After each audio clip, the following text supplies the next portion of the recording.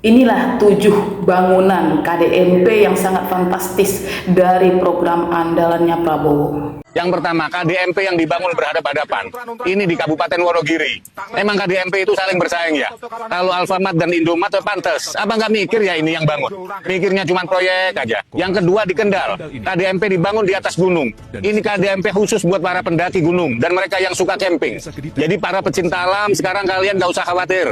Karena koperasi sudah menunggumu di atas gunung sana. Yang ketiga, KDMP di tengah tambak.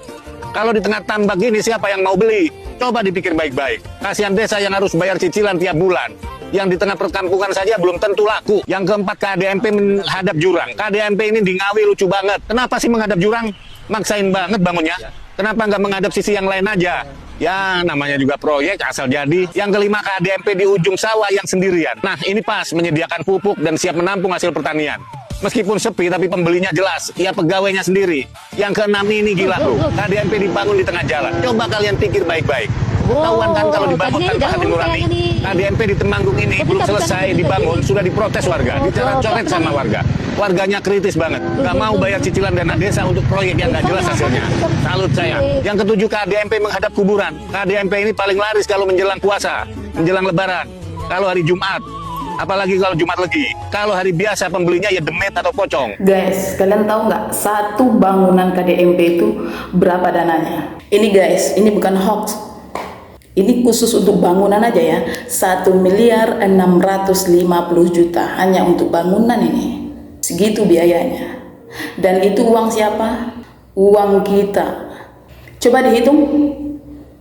1.650.000.000 dikali 7. Nah, jumlahnya 11.550.000.000.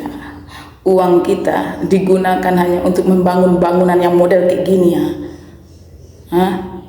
Hai rakyat biasa yang hidup pas-pasan. Kalian melihat uang 1 miliar di depan mata langsung pernah nggak?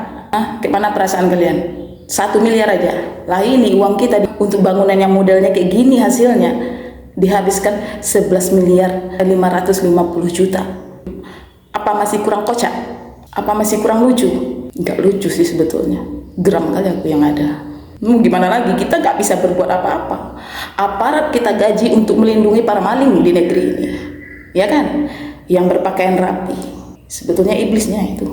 Di balik jas rapi mereka itu adalah para iblis yang berkuasa di pemerintahan negara kita ini, para iblis.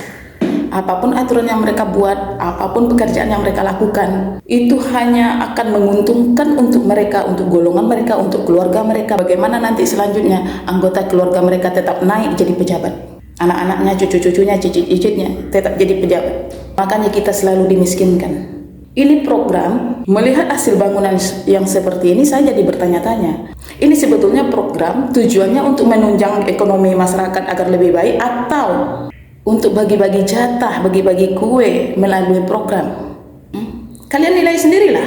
Dengan bangunan seperti ini menurut kalian itu bagaimana?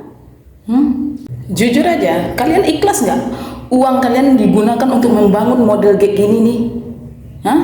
Uang kalian itu guys digunakan untuk membangun yang beginian. Kalian sehari-hari nyari makan kayak mana? Coba lihat usaha kalian, coba lihat perjuangan kalian kayak mana sehari-hari kalian. Dan uang pajak kalian digunakan untuk bangun-bangunan kayak gini. Jujur dari hati nurani kalian jawab. Kalian puas nggak? Kalian senang nggak? Kalau termo jangan ditanya. Mereka pasti senang lah. Namanya juga belajar dibayar. Ya pasti senang. Kita rakyat biasa ini bagaimana kita bisa mengatakan senang dengan pembangunan seperti ini? Hasilnya 11 miliar lebih uang kita lenyap gitu aja. Ini hanya untuk bangunan aja. Bayangkan kalau kalian dapatkan uang segitu, apa aja usaha yang bisa kalian bangun dengan uang segitu? Banyak itu. Bagi mereka memang sedikit, karena mereka sudah mengumpulkan hasil maling sekian tahun lamanya. Nah kita yang berjuang hidup pas-pasan ini, yang tidak pernah dibantu oleh negara sedikit pun, sampai ke sempak-sempaknya keringat kalian itu kerja kan, buat nyari 150.000, 200.000 sehari. Dan mereka dengan entengnya menghambur-hamburkan anggaran hasil pajak kalian yang terkumpul dan menghasilkan bangunan yang modelnya kayak gini. Sakit hati nggak kalian?